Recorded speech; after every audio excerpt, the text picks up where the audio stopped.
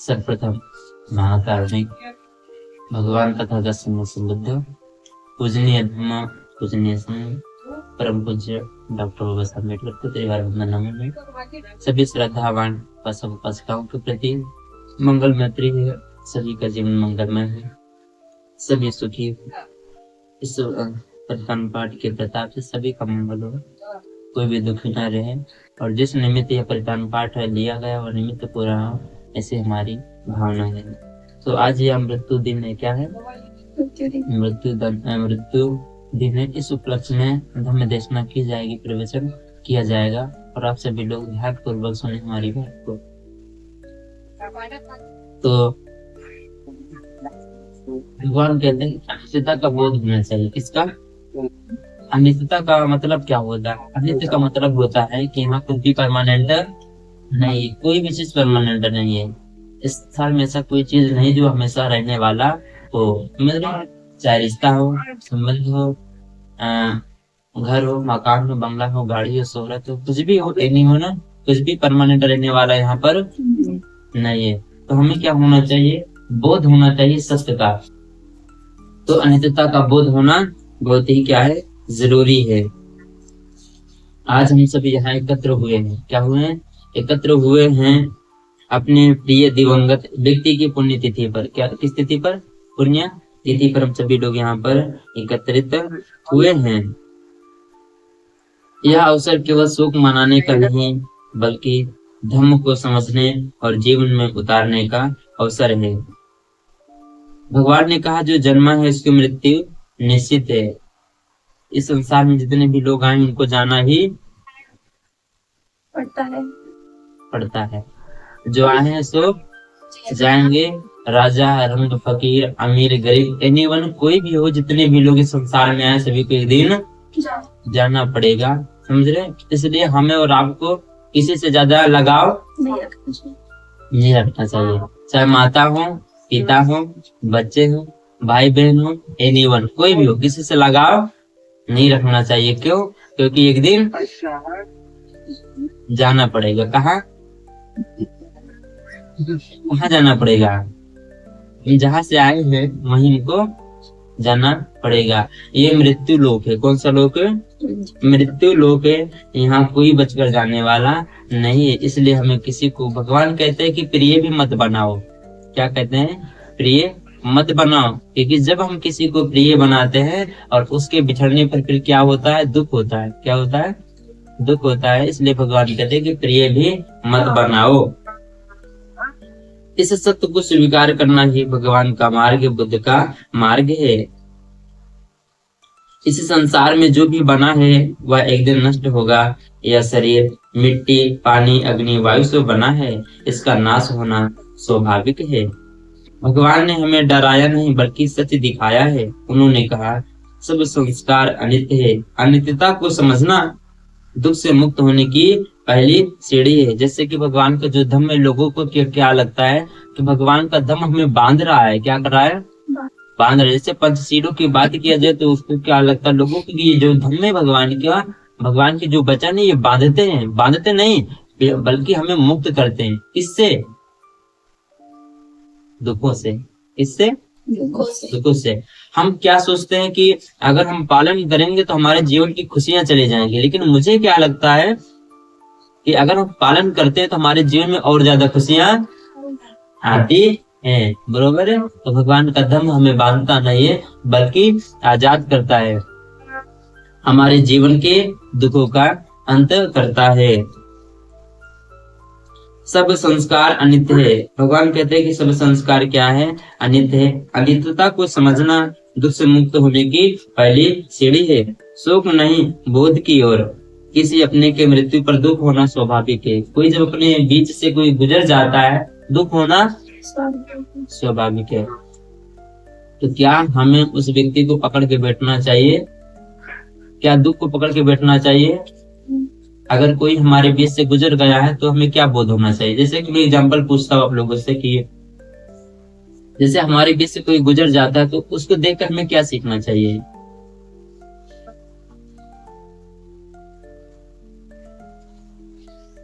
अगर हमारे बीच से कोई गुजर जाता है, जब हम उसकी डेड बॉडी देखने जाते हैं तो देख कर क्या सीख मिलता है? सबको एक दिन जाना ही पड़ता है, ये जैसे गया है वैसे हम भी जाएंगे, जैसे ये गया वैसे हम भी जाएंगे। देखो इसका शरीर अकड़ गया है, देखो इसका शरीर, उस व्यक्ति का शरीर अकड़ गया है।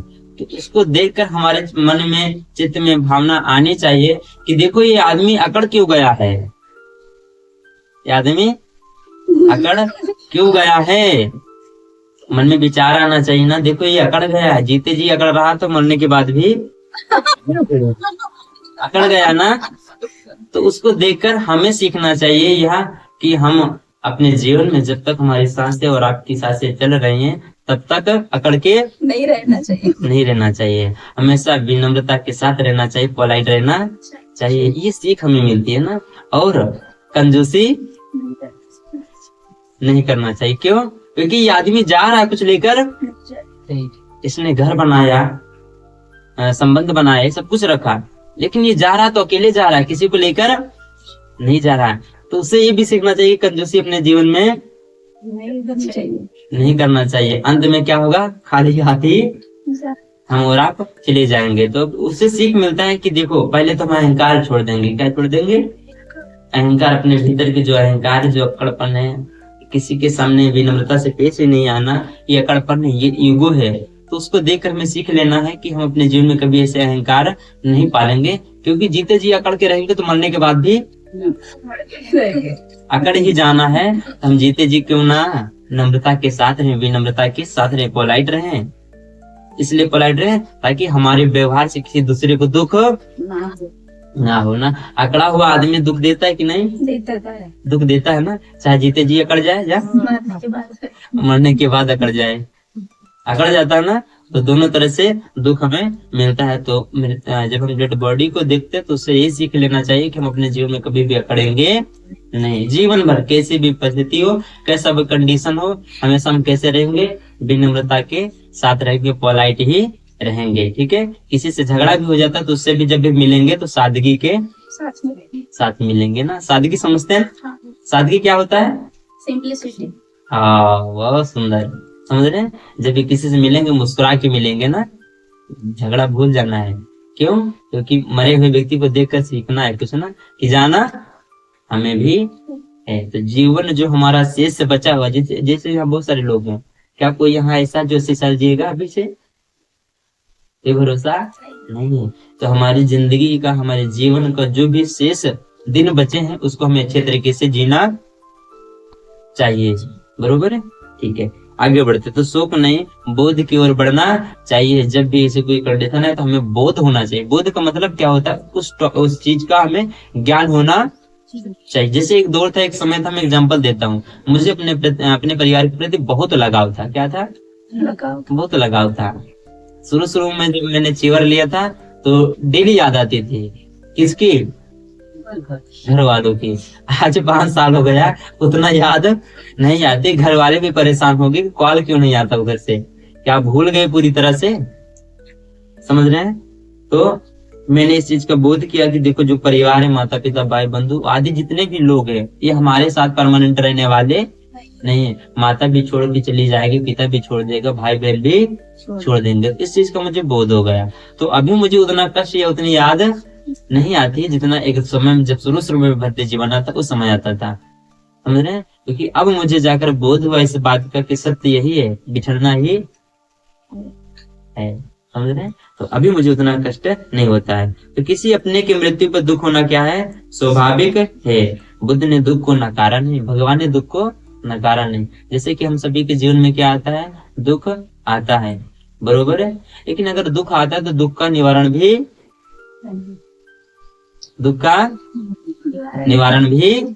है। ऐसा कोई दुख नहीं है जिसका निवारण ना हो। जितने भी दुख हैं संसार के, सभी दुखों का क्या है? निवारण है। हमें उसका निवारण करना चाहिए। लेकिन दुख में फंसे रहने का भी उचित नहीं माना। भगवान ने दुख को नकारा नहीं, लेकिन दुख में फंसे रहने को भी उचित नहीं माना है। उन्होंने कहा रोने से गया हुआ वापस नहीं आता, लेकिन समझ से जीवन बदल सकता है। जो हमारे बीच चला गया, अगर हम रोएंगे, धोएंगे, पीटेंगे तो लोड कराने वाला नहीं है, लेकिन अगर हम समझ जाते तो हमारा जीवन बदल सकता है। आज हमें यह सोचना है, क्या हम वही जीवन जी रहे हैं जो भगवान ने सिखाया, कर्म का सिद्धांत। किसका? कर्म का सिद्धांत। बौद्ध धर्म में आत्मा जैसी कोई चीज नहीं है। जब हम किसी के घर में परित्राण पाठ आदि करने के लिए जाते तो पहला उनका जो प्रश्न होता है या पहला जब वो बात करते तो यही बात बोलते हैं, वैद्य जी आत्मा को शांति मिलनी चाहिए। क्या मिलनी चाहिए? आत्मा को शांति मिलना चाहिए। और हमारा धर्म क्या कहता है कि हमारे भीतर आत्मा जैसी कोई चीज नहीं है। अगर होती तो कोई ना कोई तो पता लगा ही लेता। आज इस संसार में, इस दुनिया में इतनी टेक्नोलॉजी आ गई, इतना साइंस आ गया, इतने विद्वान लोग, कोई तो पता लगा लेता ना। तो हमारे भीतर क्या है? आत्मा जैसी कोई चीज नहीं। और हम आत्मा की शांति के लिए कुछ भी नहीं करते हैं। हम अपने चित्त, अपने मन की शांति के लिए सब कुछ करते हैं। तो बौद्ध धर्म में आत्मा नहीं है, कर्म और चेतना का महत्व दिया गया है। कर्म और चेतना का महत्व दिया गया। कर्म समझते हो? जो हम कर्म करते हैं। क्या करते हैं? कर्म करते हैं। कर्मों पर विश्वास है आपको? बिलीव करते हो कर्मों पर? मैं ये मानता हूं कि वर्तमान में हम जैसा कर्म करते हैं उसी वर्तमान के कर्म के अकॉर्डिंग हमारा भविष्य का निर्माण होता है। और जितने भी चीजें आज, जैसे कि अभी क्या हो, वर्तमान चल रहा है ना, अभी जितने भी कष्ट हमें मिल रहे हैं, दुख मिल रहे हैं, इसका मतलब ये हुआ कि जो बीता हुआ कल था उसमें मैंने कुछ अच्छे काम नहीं किए, हमने गड़बड़ किया होगा, तभी अभी आज हम क्या है? दुखी है। अगर कोई व्यक्ति आज गरीब है, क्या है? आज गरीब है, तो इसका मतलब ये हुआ कि बीते हुए समय में उसने संघर्ष नहीं किया होगा। अगर किया होता तो आज वो अमीर होता ना, थोड़ा सा कंडीशन अच्छी होती।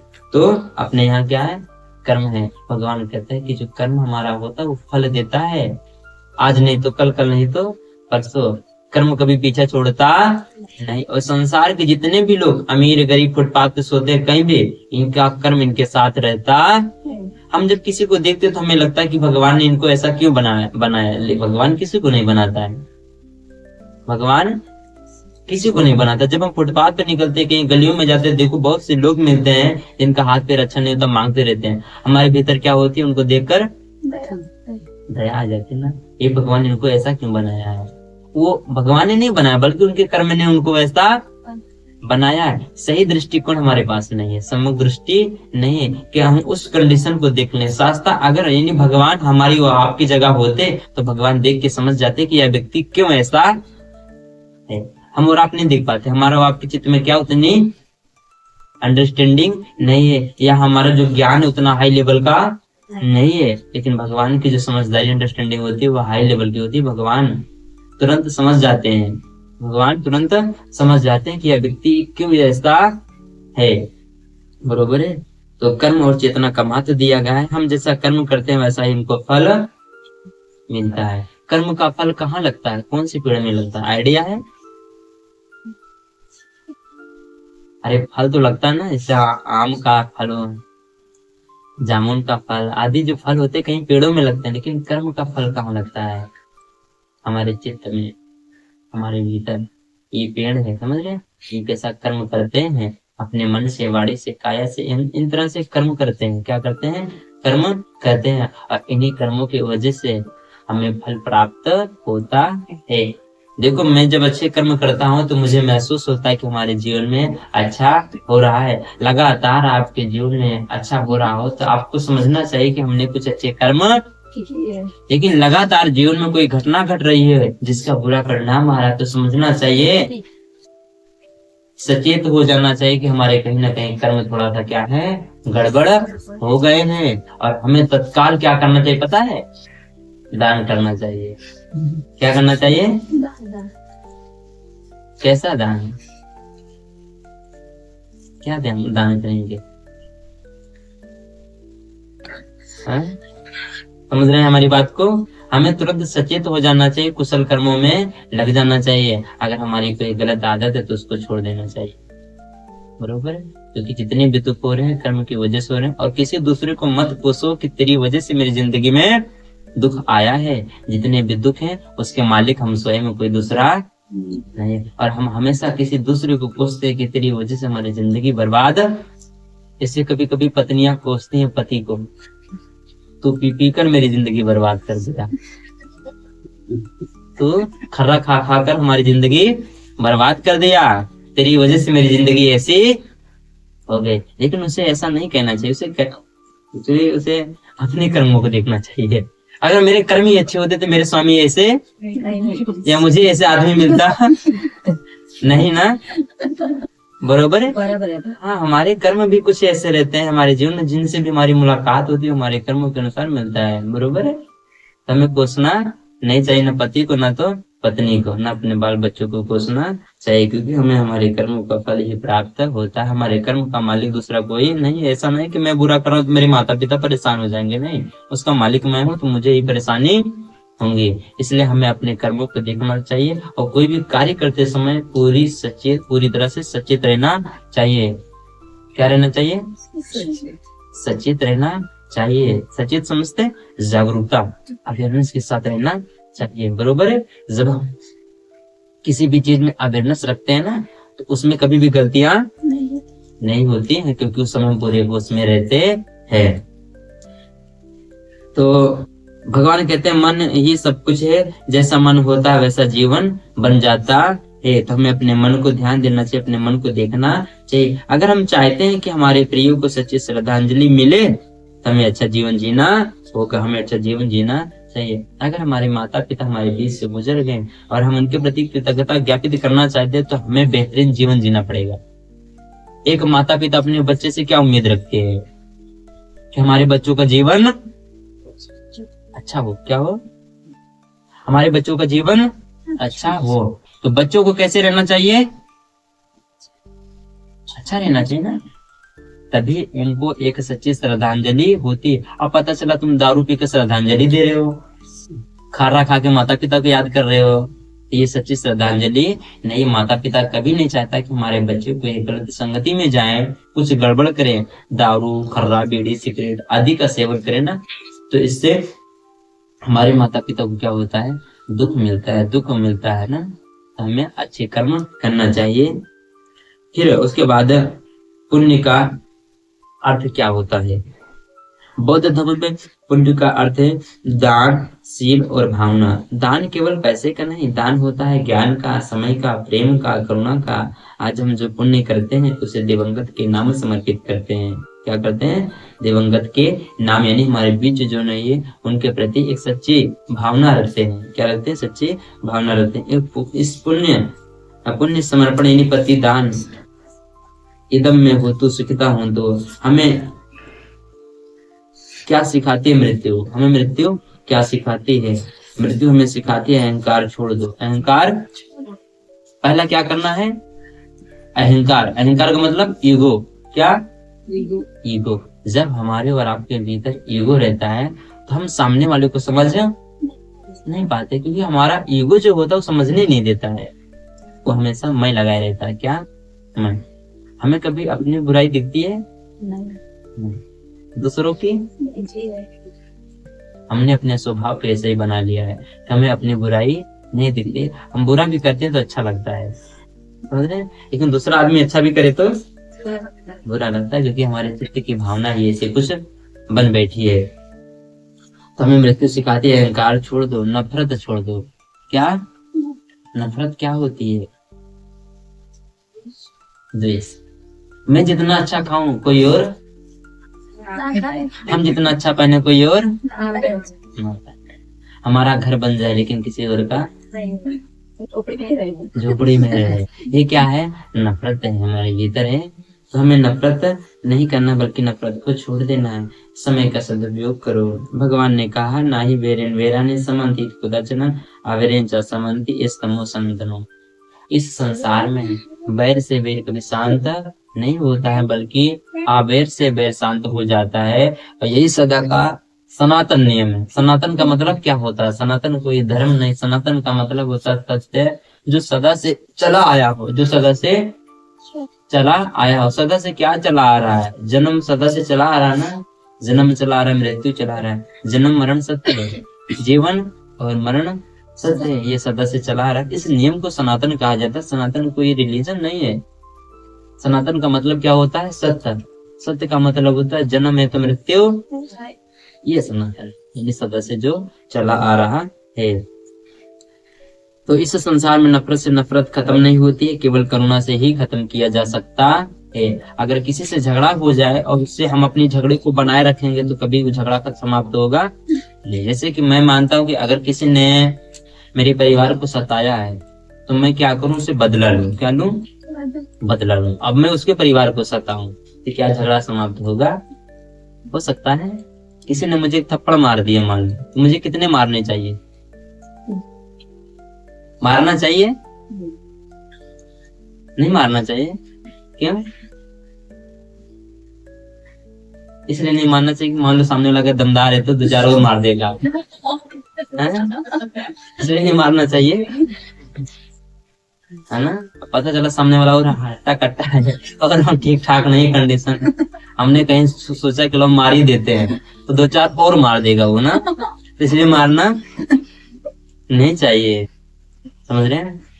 तो इसका कहने का तात्पर्य यह है कि अगर हम झगड़े को समाप्त करना चाहते हैं तो सामने वाले ने क्या किया है, अगर हमारे साथ गलत कर रहा है तो हमें उसके साथ अच्छा करना चाहिए, क्योंकि बदला इसी तरीके से जा सकता है, दूसरा कोई रास्ता नहीं। सामने वालों को दूसरा कोई रास्ता है ही नहीं कि बदला जा सकता है। एक ही रास्ता है, वो क्या है? मैत्री, करुणा, दया। उसके बाद भगवान ने हम लोगों को अष्टांगिक मार्ग बताया। अष्टांगिक मार्ग का मतलब होता है मध्य का मार्ग। किसका मार्ग? मध्य का मार्ग। भगवान मध्य का मार्ग है, इसको पालन करके इस पे चल कर व्यक्ति अपने जीवन के दुखों को कम कर लेता है। तो इस मध्य के मार्ग को हमें और आपको अपनाना चाहिए। अपने शरीर को मत जलाओ, अपने शरीर को मत तड़पाओ, मध्य के मार्ग में रहो। समझ रहे हो? उसके बाद जो धर्म वह है जो मनुष्य को स्वतंत्रता, समानता और बंधुत्व सिखाए। अगर हम किसी भी धर्म को मानते हैं, धर्म को मानते हैं और वह कभी भी मैत्री की बात नहीं करता है, करुणा की बात नहीं करता, दया की बात नहीं करता है, तो समझ जाओ वो धर्म नहीं है। धर्म का मतलब क्या होता है? अच्छी चीजें। क्या? अच्छी चीजें। अगर हमें हमारा धर्म अच्छी चीजें नहीं सिखा रहा तो वो धर्म किसी काम का नहीं है। धर्म हमारे लिए है, हम और आप धर्म के लिए नहीं हैं। ठीक है? और उसके बाद बौद्ध धर्म अंधविश्वास नहीं, विवेक और मानवता का मार्ग है। किसका? विवेक और मानवता का मार्ग है। हमारे अंदर से मानवता नहीं जानी चाहिए। मानवता क्या होता है? एक मानव दूसरे मानव के प्रति दया का भाव रखे। हम और आप क्या सोचते हैं? हम उसी की मदद करेंगे जो बुद्धिस्ट होगा, जो अपना होगा। ऐसा नहीं सोचना है। हमें जब भी मदद करने का मौका मिले तो ना तो जाति देखो, ना धर्म देखो, ना संप्रदाय देखो, एनीवन, किसी भी धर्म संप्रदाय से हो उसकी मदद करना चाहिए। ये हमारा धर्म सिखाता है, ना कि वो सिर्फ हमारी जाति का है, हमारे धर्म का है तब उसकी मदद करना चाहिए। इससे ऊपर में उठना है, बरोबर है? तब हम जाके शांति की स्थापना कर पाएंगे, बरोबर है? मैत्री करना जगाएंगे तो नफरत कम हो जाएगी, और जब नफरत कम हो जाएगी तो कितना अच्छा हो जाएगा। ठीक है?